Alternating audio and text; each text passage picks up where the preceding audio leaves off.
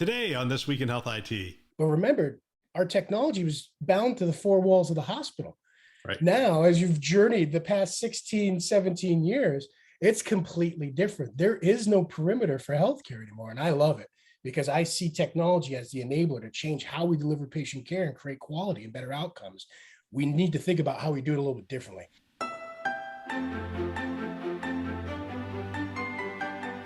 It's Newsday. My name is Bill Russell. I'm a former CIO for a 16-hospital system and creator of This Week in Health IT, a channel dedicated to keeping health IT staff current and engaged. Special thanks to Sirius Healthcare, Health Lyrics, and Worldwide Technology, who are our Newsday show sponsors, for investing in our mission to develop the next generation of health IT leaders. Common question I get is, how do we determine who comes on This Week in Health IT? To be honest, it started organically. It was just me inviting my peer network. And after each show, I'd ask them, is there anyone else I should talk to? The network grew larger and larger, and it helped us to expand our community of thought leaders and practitioners who could just share their wisdom and expertise with the community. But another way is that we receive emails from you saying, hey, cover this topic, have this person on the show. And we really appreciate those submissions as well. You can go ahead and shoot an email to hello@thisweekinhealthit.com. We'll take a look at it and see if there's a good fit to bring their knowledge and wisdom to the community as well. All right, it's Newsday, and we've got a lot of interesting stories. It is Cybersecurity Awareness Month, so we're going to do a couple of cybersecurity stories and take a look at those. And to kick that off, today we're joined by Chris Logan, the Chief Security Officer for Censinet.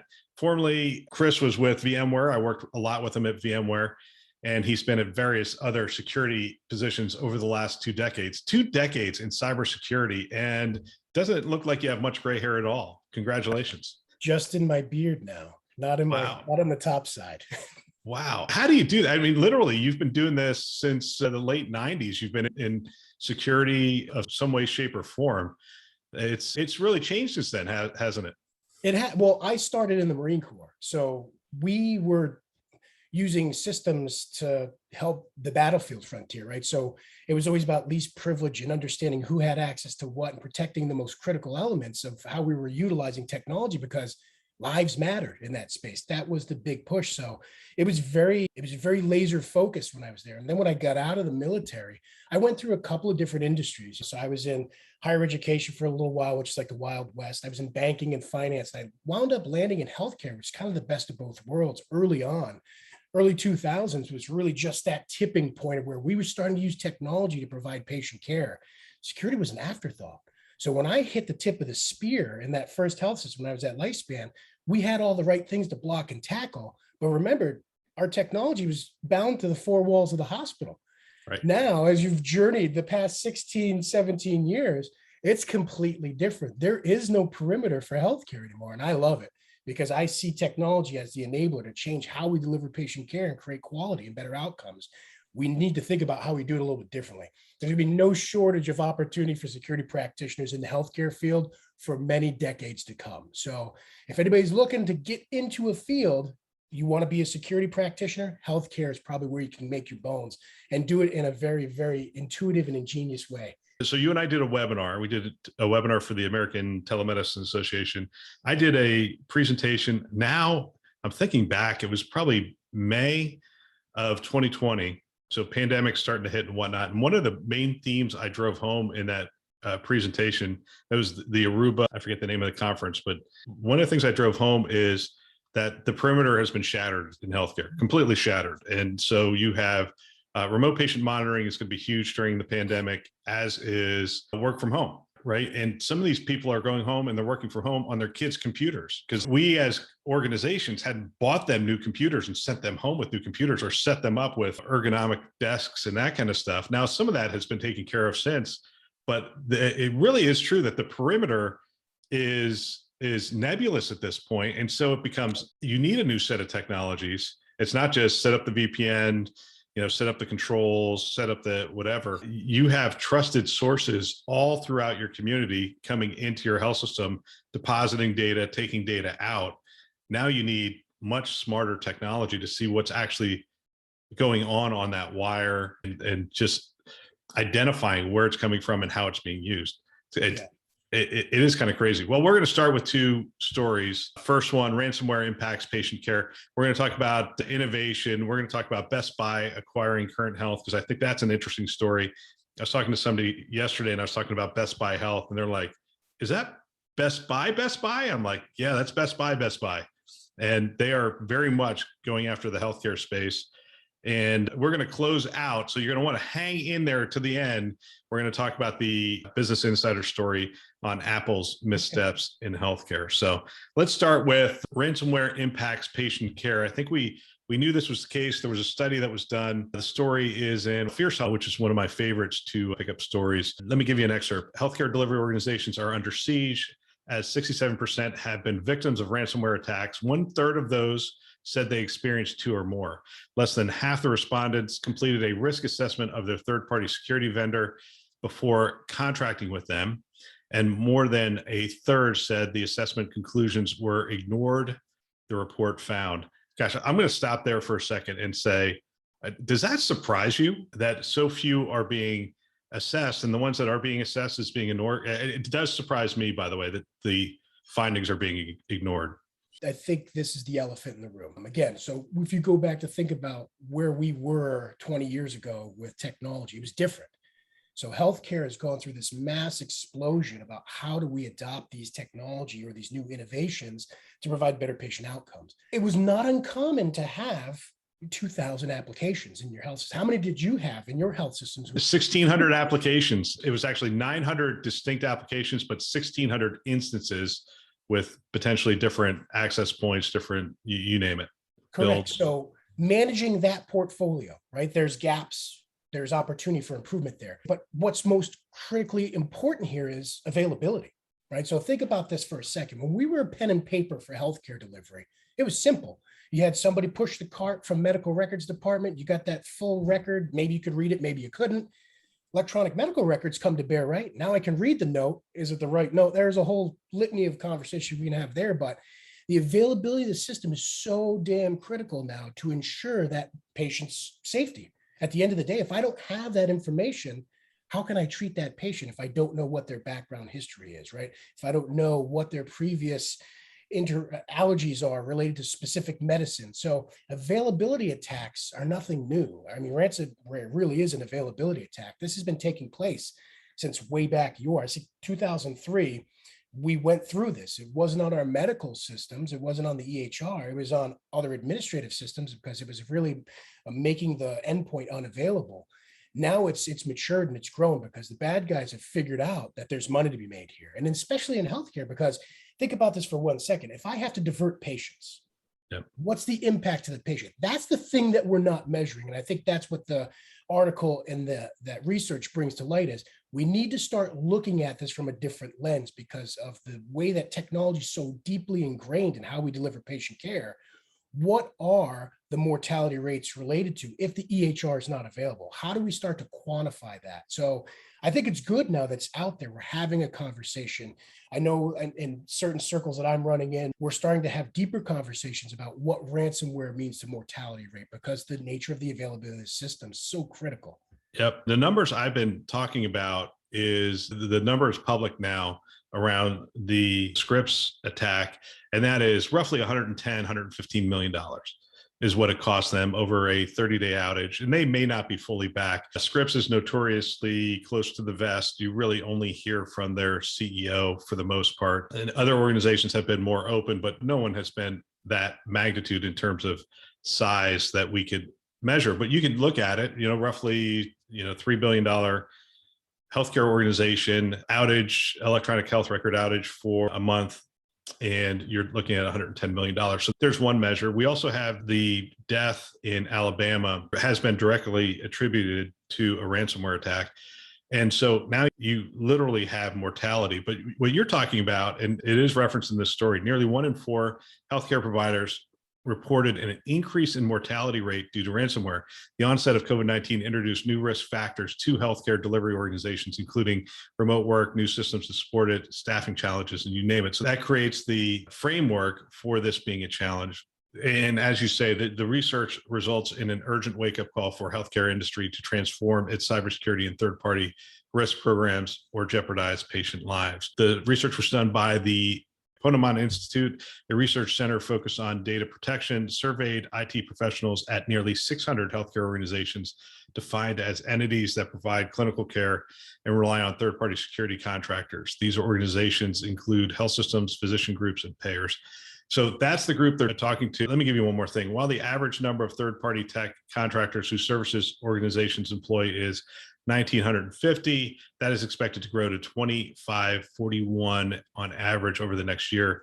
The analysis forecasts about 43% of those vendors have access to personal health information, putting healthcare delivery organizations at additional risk for both data breaches and ransomware attacks. The reason it's surprising to me that we're not following up on those assessments of those organizations is because I have contracts. I do consulting as well as the content, and I have contracts with healthcare organizations. And it's just me generally being an advisory service. I'm not going to access any healthcare information whatsoever. And you'd be surprised the forms they make me fill out and the questions I get. And I'm like, look, I have executive coaching contracts with CIOs. We're not going to talk about patient records. I'm not going to access patient records. It's a Zoom call. It's you and I talking about how you're going to do your budget this year and that kind of stuff.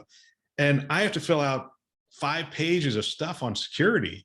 And then I get follow-up emails and phone calls. I'm like, it would appear to me that people are taking this seriously. And I wonder if this is a case that scale gives people the ability to have better controls and processes in place. Do you find that to be the case? I think it does, but I think I want to go back to something that you said. It's understanding your risk too. I think that's one of the things that we've fallen a little bit short on, is that we try to lump everything into this high risk category bucket, right? Because now we're so afraid of what the outcome could become with things like ransomware or other types of attacks.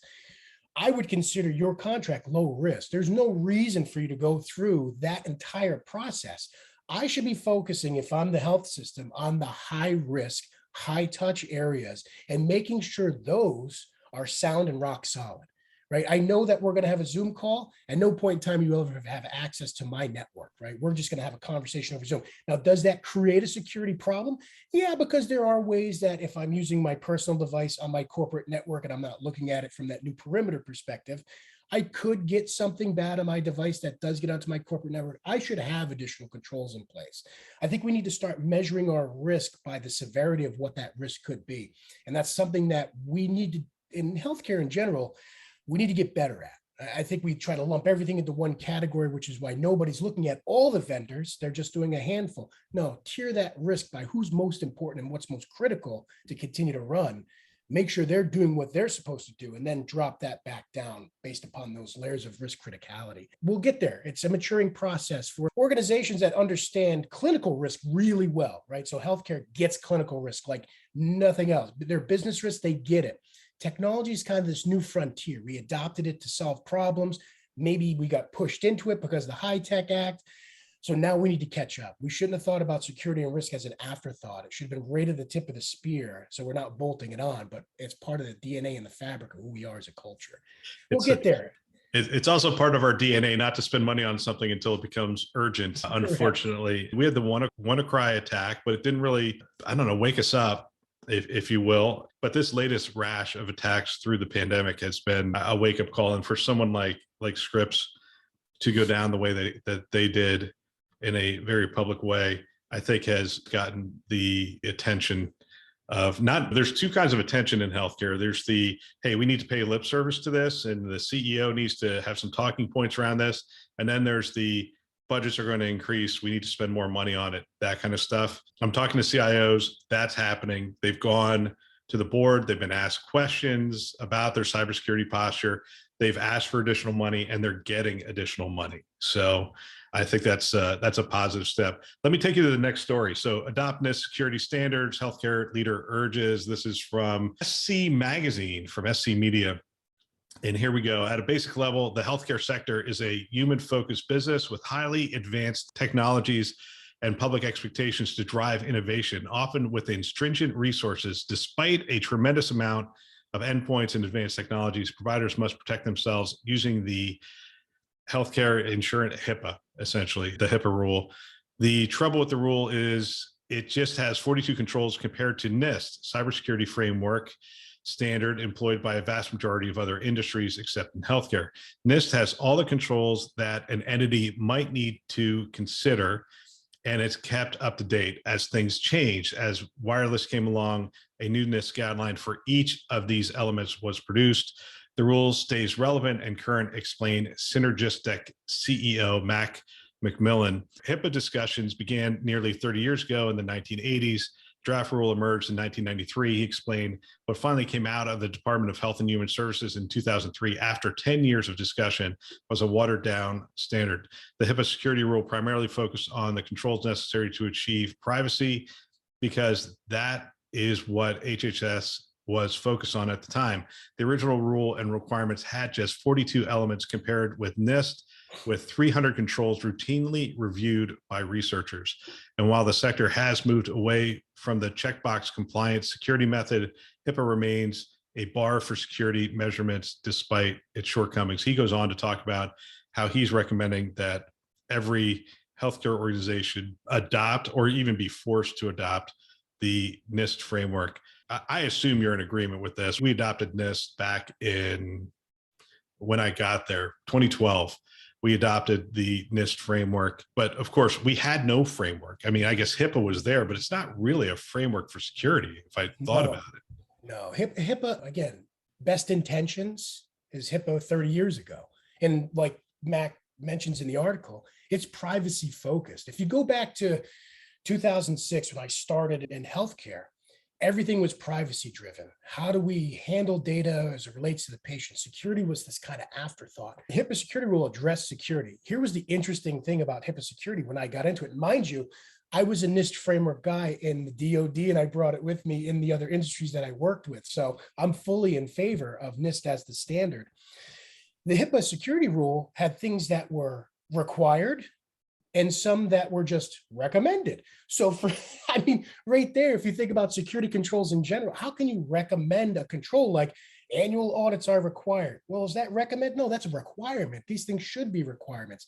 And it hasn't changed. I think that's the big rub here, is that it had great intentions, but it never continued to grow with the changing landscape. Now, where NIST comes to bear is that it continuously changes. It's something that gets looked at on an annualized basis by the federal government. Now, I don't know if I agree with requiring it. Again, and this is one of those areas we've had this conversation before about a number of different things. Can you actually mandate some of those controls within the framework? I think your business determines what those controls should be and the level of that control that's implemented. And a perfect example is that if I'm reaching out into the community, maybe there's specific guidelines and controls that say I have to have X. Well, if that limits my ability to take a service and drop it into a patient's home, I can't have X, especially if my business model is at-home healthcare using technology. So there has to be a balance here. But I think as a framework, as a starting line, as the foundation for any program that's out there, this is the best starting point. Here's how I would do it. I would do it much the same way we do a requirement to have audited financials. And I would say every healthcare organization has to provide an audit to whatever agency, HHS, every year. And maybe that's the wrong agency. I haven't really thought about it. But they have to provide some level of audit. That audit, by the way, is done against the NIST security framework. Yep. You can adopt it if you want, but you're going to be audited every year based on the NIST security framework. So you might as well adopt it, start measuring against it and whatnot, because you're going to supply that audit. And to start with, I don't think there's penalties and those kind of things for the results of the audit, but I think over time, you end up with a pretty standard way of looking at the readiness for health systems. And I think you end up with more health systems just adopting it. And I guess the concern, obviously, there's a cost associated with that. And I guess the other concern is there's a growing list of things that there's have health systems, the haves and the have not health systems. And I coach CIOs for both. And the haves they can go in and say, look, we need more money for security. And they go, how much do you need? And they say, we need 5 million this year. And they go, here you go. And the have nots go in and go, hey, we need more money for security. They say, how much you need? They say 5 million. And they say, we're going to give you 100,000. Yeah. And so is this just too much of a burden on all health systems? It's the right burden for a certain size health system, but it's too much of a burden on all of them? Well, you're right about the burden. I think here's my opinion on the matter, right? So if we were serious about cybersecurity at the federal level, knowing that healthcare is critical infrastructure, why wouldn't the mandates be in place, and why wouldn't there be support from the federal government to get that done? So that's great HHS, like what you said, we're going to audit you annually, why shouldn't we be helping those smaller health systems who don't have the means to put these controls in place, ensure that those controls are put in place? And I think this is where some of the issues where we talked about a few years ago about some stark relaxation to allow security tooling to be provided to those smaller health systems. I think this is where, as a community, we need to start to work together, because it's not that we're all in the same fight. At the end of the day, Kaiser will get attacked, so won't this mom and pop healthcare clinic down the road. If the same people are going to attack it, one's got deeper pockets than the other. We're all in the same fight. So at the end of the day, we all need to start working together to solve these problems. It's not about the haves and the have-nots. How can we share that best practice? How can we share those controls? I think that's going to be critical moving forward to solve the problem. And I love that answer. I just want to make sure that money's not going to Kaiser and Providence and Mayo and Cedars. I love all those organizations. I think they're all doing great work. I just think when your endowment or your investments get to be measured in the multiple billions, you don't need government money to do security right. On the flip side, there's a lot of federally qualified health clinics and other types of organizations that could use the help in getting that stuff together, I think. Yeah. All right, let's go to the innovation article. I covered this on Today in Health IT. There was a panel discussion at the Health Evolution Summit. It was a good panel. Let's see, Sachin Jain, who's the CEO of Scan Group and Health Plan, was the moderator. And if I knew nothing else, I would attend just because he was the moderator. But then they had John Perlin, MD, President, Head of Clinical Operations, and Chief Medical Officer at HCA Healthcare, Farzad Mostashari, MD, CEO, and founder of Aledade, and Chris Chen, MD, CEO of ChenMed. And my gosh, it's a phenomenal panel. They talked about scaling innovation. Dr. Chen said the biggest challenge to scaling today is not the need or demand for care services. What our barrier is scale. It's really about how to scale faster. And there's a lot of innovation happening, Chen added. The question for us is, number one, how do we scale faster? And number two, how do you scale the simple rather than thinking about all the overwhelming amount of complexity? Scaling innovation has always been the challenge. A number of times I've had organizations come in to me when I was CIO, and they had phenomenal solutions. I looked at it, I'm like, this is great. And I would say, look, we're a 16 hospital system. We're looking at roughly this. And they'd look at me and say, well, we've never really done it at that size or scale. And some of the scaling stuff, to be honest with you, was on our end. Contracting took months, getting them access to data, the correct data, setting up the interoperability, the security, as we talked about earlier, the security framework, and going through those things. Sometimes we bring in these startups and they would be cheering. They got a big one, right? We got a 16 hospital system, a brand. This is going to be great. And 6 months later, they still haven't received a nickel, haven't started the project, haven't got anything off the ground. How do we get past that? How do we scale these things faster? What's going to be the one or two things that helps us to scale these things better? Well, culture is going to matter in this case. Say culture, and it's a big bang culture. We were a culture. So in academic medicine, we were a culture of innovation. And there was money behind that innovation because we wanted to take cutting edge research from the bench to the bedside. You could see what the outcome was, right?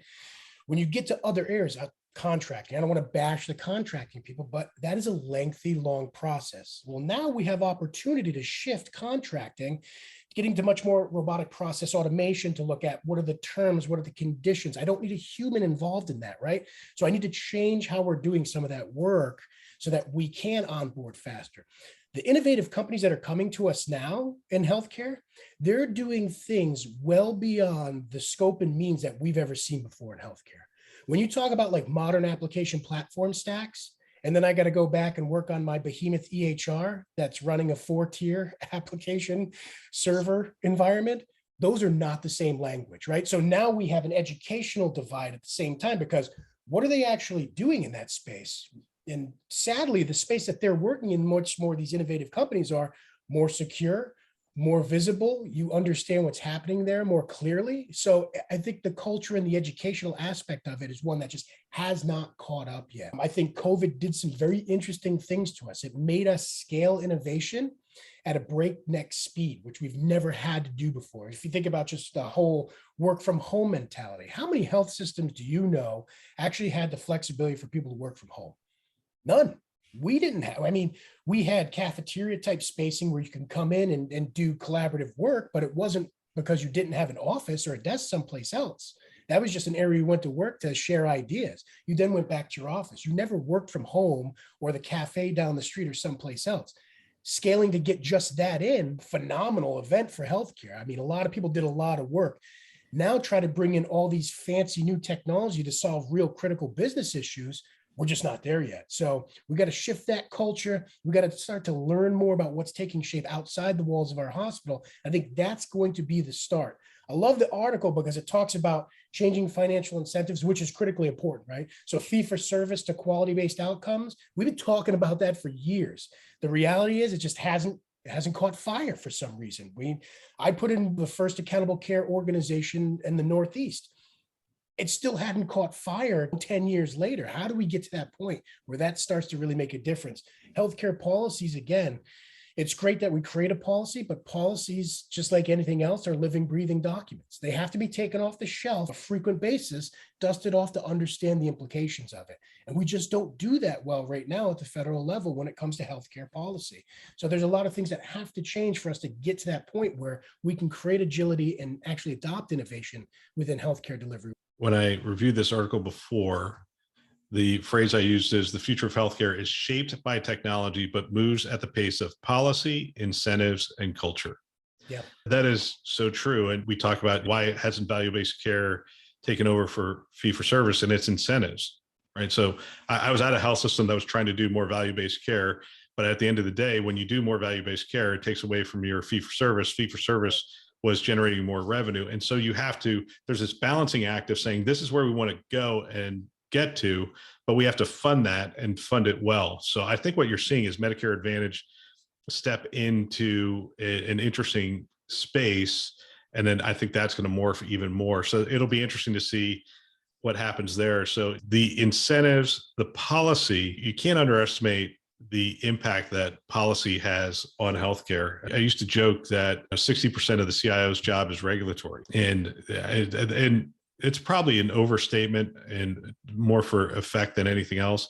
But we had to keep an eye on so many different regulatory requirements, reporting, you name it. A lot of IT is spent making sure that we meet those regulatory demands. And then the culture, which you talked about, I'll tell you, one of the things we did was it's platform thinking, right? So we started to think the platform, not only the technology, but the system as a platform. And we now have John Halopka is the big evangelist for this. But the system as a platform, one of the things I started talking to our legal department about, that they were not an inviting platform. The ingress and egress out of legal was way too cumbersome. And they said, well, we've got to protect the organization. I'm like, all right, how about if we work together? And I'm going to set up a sandbox environment with data that is just dummy data, but it's going to mirror our systems. And so if I'm doing a contract with a system, they're not getting access to any of our data, but they're getting access to these systems so that they can start to program their environment, see how it works, get the things working and those kind of things. What kind of contract do they need? They're like, well, a lot less than what we would need if they were accessing our systems. Great. Let's write that contract. I said, all right, so let's move into step two. In step two, we're getting them access to anonymized data. Can we have like just an addendum to that contract that says, okay, now you're moving to this? They're like, yeah, we probably do that. I said, all right, step three, we're ready to take it to the next level and start testing it in our test environment with live data and that kind of stuff. They're like, well, then we need the full-blown contract. I'm like, that's fine. And what we did is we got it down to within 30 days, they're actually working on our systems, working with our teams, actually integrating with the environment. And then we could work on the contract for 6 months because quite frankly, that could be how long it took, depending on what kind of information and security controls and stuff that was needed. But it's thinking about the whole thing, the whole health system as a platform. Right. And how do you plug in and how do you bring in these great entrepreneurs and citizen developers and all these great terms, crowdsource and whatnot, but you bring them in a safe way. And then when you're ready, you can scale it up. All right. Next story. Best Buy acquires Current Health. I want to leave some time for this Apple story because it more cracks me up than anything. So Best Buy to acquire Current Health. It shouldn't crack me up, but it does crack me up. So Best Buy has signed an agreement to acquire Current Health. Bringing quality healthcare into the home has become an increasingly important part of the healthcare system, often allowing patients better access to quality of life. We know that the future of consumer technology is directly connected to the future of healthcare. This is from the president of Best Buy Health, Deborah DiSanzo.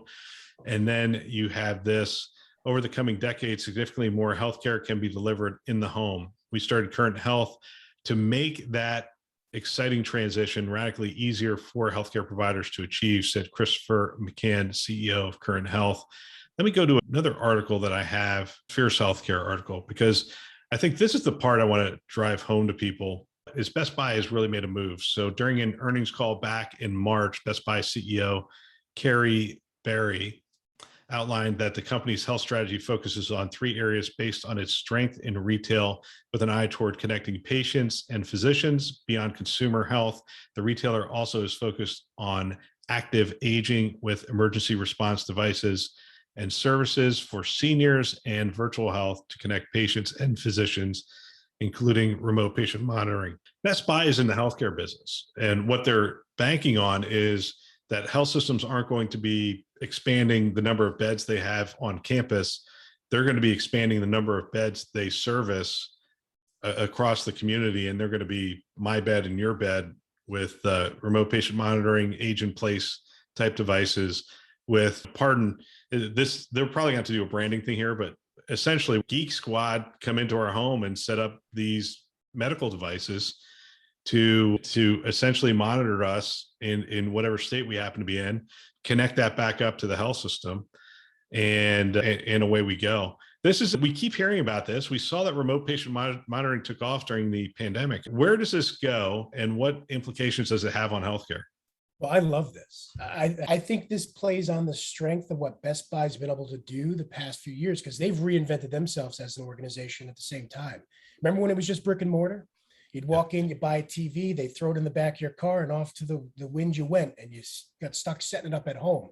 They realized as technology increased in its complexity and its pervasiveness, people weren't able to do it. That's where the Geek Squad came to play. So they've created a supply chain of services to send them into your home, high touch service in the home to solve those consumer issues. Like, I want the new TV for the Super Bowl. Here's the Geek Squad throwing it up on my wall and setting up my sound bar, my surround system, and everything else that goes into it.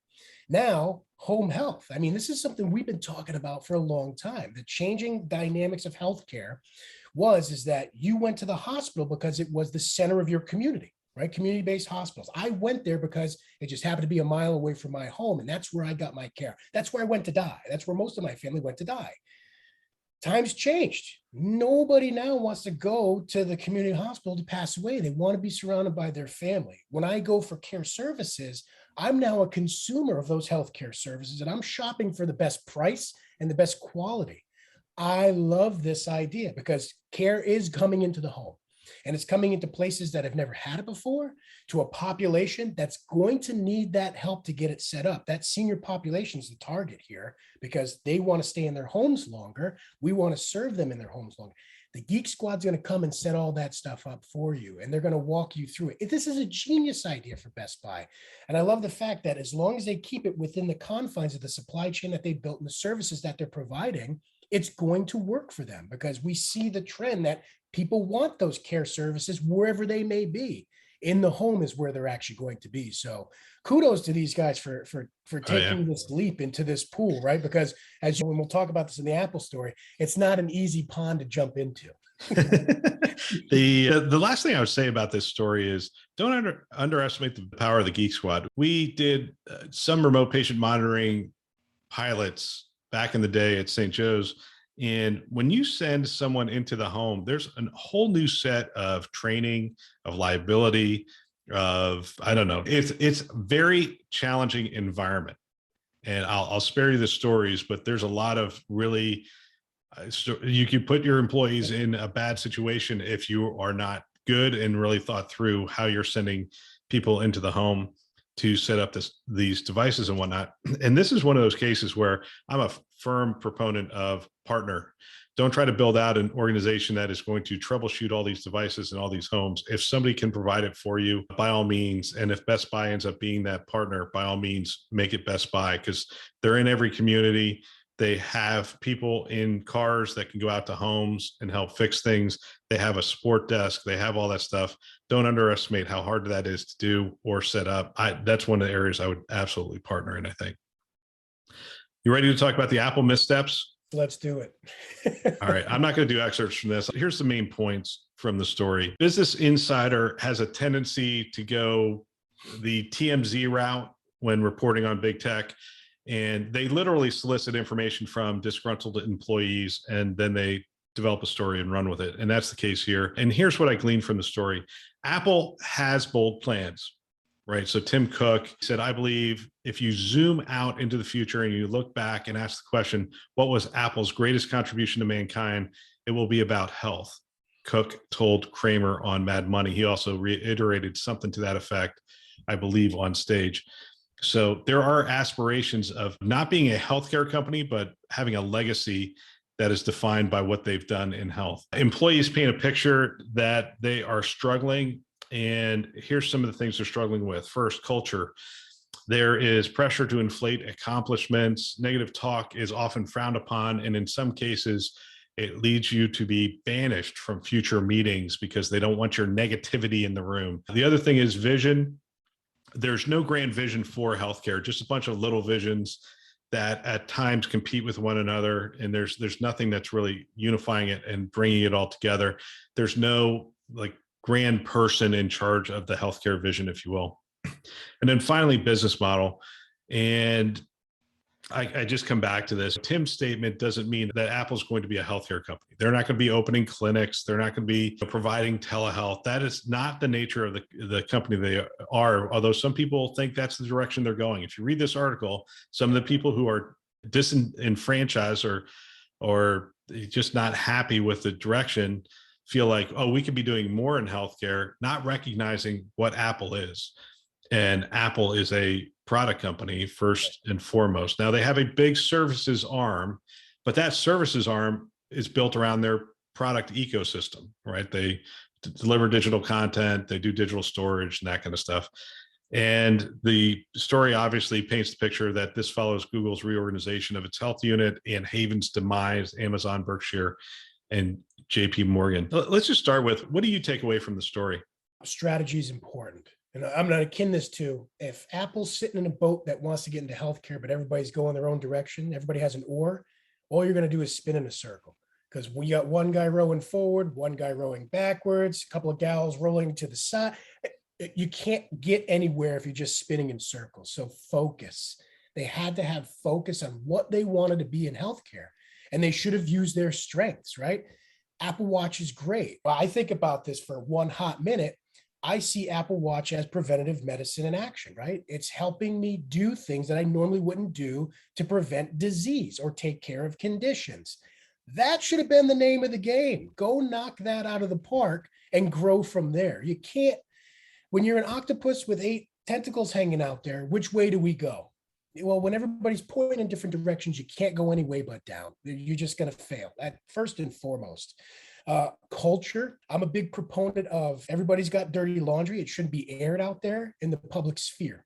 Those are conversations that are best left inside to sort those problems out.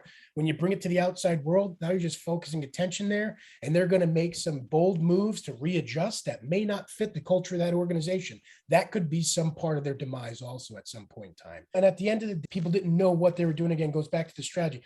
I like the idea of clinics, major corporations like Apple setting up a clinic for preventive medicine to control the cost of healthcare. I think that's one area where we kind of overlook, and I think Amazon's really starting to hit the head of the nail on that one. So that could have been a part of an incubation process for them, but they should have been more clear about it, right? They should have been much more clear about how that's being done. So many flaws here, but again, Apple's a revolutionary company. They're big thinkers. They've changed industry a couple of different times and a couple of different points. So it's no shocker to me that they want to be the change for healthcare, but they probably should have reeled it back in just a bit and set some hyper focus right out of the gate as opposed to the shotgun blast that they put out. It's interesting. The watch really got them going in the wrong direction, in the right direction, in the wrong direction. It's good at identifying things. So it's really good for healthy people. I mean, this has been my experience of trying to get the data in front of clinicians and whatnot. They're like, look, I just don't care. All the information you have is just, it's not helping me. Yeah. And I'm like, okay, explain to me why it's not helping me. Well, it's going to tell me their weight over time. I don't need to see that. I mean, they're going to tell me when they come in, I put on 10 pounds, I put on 15 pounds, whatever it is. But if I'm watching that happen over a period of time, do I call them if they put on 2 pounds? Do I call them if they put on 4 pounds? Do I call them? Healthcare is not a health company. Healthcare is a fee for service, as we talked about. It's if you have a problem, come in and we'll fix your car, we'll fix your body, we'll fix you. And so this is where they get into trouble. They're a health company, not a healthcare company. And so that's the first distinction I would make. The second is they're a product company. First and foremost, they're not opening clinics. They are, let's say, supporting payers. They're supporting healthcare companies if there's a use case that is identified, not by Apple, but by them, by healthcare companies. They know what the technology is. They know what it can do. And they can keep putting sensors in there and updating the sensors. It's not good for chronic conditions at this point. But understanding that it's a product company, I would say to the clinicians who have joined there, understand you just joined a product company. You didn't join a healthcare company. Yeah. You joined a health and wellness company at best, and a product company I know is going to really make people disillusioned, but that's what you joined, as a product company. And at the end of the day, what you do has to sell more products. Otherwise, shareholders aren't going to be happy. I'm not going to be happy. And I floated this use case, and I'm going to float it by you just to get your thoughts. The one area where I think they've had some success is the Apple Health Record, being able to connect up with all those locations, all those EHRs around the country, and actually pull in some of that data and build that record, I think is significant. I think the next step in that was to really help to streamline the intake process at every hospital across the country, right? So you have a fair amount of information about me, not only in my Apple Wallet, which has a bunch of information about me, but also my Apple Health Record has a bunch of information about me. Can you work with these health systems to say, we want to create, we have this in education, we have the common app, right? Can we come up with the elements of a common app that is common for the intake process, that Apple can then aggregate all this information? And when I walk in to a health system, I just, whatever Apple does to transfer it over to the health system, and they go, okay, we have 85% of your information now. Let me just ask you the remaining 10 questions. Right. And then, and it's invariably this happens, I go from one department to another department and they ask me questions again. And I'd like Apple to sort of help that process of, if they can't figure out how to take it from the information from where I was seeing one physician in the health system to another place in the health system, which does exist because they could be on different EHRs, they could be on different processes, you name it. I want Apple to do that because, again, they're becoming a conduit. I could bring it down to my phone, I can give it back to the health system, and then I can overlook the fact that the health system hasn't baked all their integration together and that kind of stuff. Because when they ask me for it again, I just show them the QR code, they scan it, and all the information is in front of them. I think that's a valid use case, and I think it sells a lot of phones. That's my 2 cents. It does more than that. It becomes a patient satisfier, because that's the biggest, me as a consumer of healthcare services, that's one of my biggest complaints is that, why don't you have this information? Literally, I go to see my primary care doc, and then I go down the hall in the same building to see the specialist, and they don't have my information in both places. Why is that still the case, right? And so that throughput issue is huge. Apple has the mechanism to solve that problem. I think that's a glorious idea. And I think one other thing, it does sell more phones, but it also puts me in charge of my healthcare information, which is something that's a critical lacking. And that's Apple's brand, right? They're empowering the creative. That was their original thing, but now they're empowering the patient. They're putting the power in the patient's hand. Yes. I love it. I could do a whole campaign on that. Plus, I think their security, I like their security position much more than Google's. because Google sells information and access to information, whereas Apple is not making money that way. And so I think they have a stronger case to be made around healthcare. And this is going to be, I think, a primary distinction. The solution I'm talking about I would rather do that with an Apple phone than a Google phone. Because if I give all that information, my insurance information, all that other stuff to Google, I don't know that the next time I do a search, I'm not going to see information on better insurance plans or that kind of stuff, because that's the business Google is in. It's still like 90 some odd % of their revenue, even though they have all these other things that they're trying to do. Chris, thank you for your time. Hope we can do this again. Anytime you need me, I'm here for you, buddy. Sounds good. Take care. What a great discussion. If you know of someone that might benefit from our channel, from these kinds of discussions, please forward them a note. Perhaps your team, your staff. I know if I were a CIO today, I would have every one of my team members listening to this show. It's conference level value every week. They can subscribe on our website, thisweekhealth.com, or they can go wherever you listen to podcasts, Apple, Google, Overcast, which is what I use, Spotify, Stitcher, you name it, we're out there. They can find us. Go ahead, subscribe today, send a note to someone and have them subscribe as well. We want to thank our channel sponsors who are investing in our mission to develop the next generation of health IT leaders. Those are VMware, Hillrom, Starbridge Advisors, Aruba, and McAfee. Thanks for listening. That's all for now.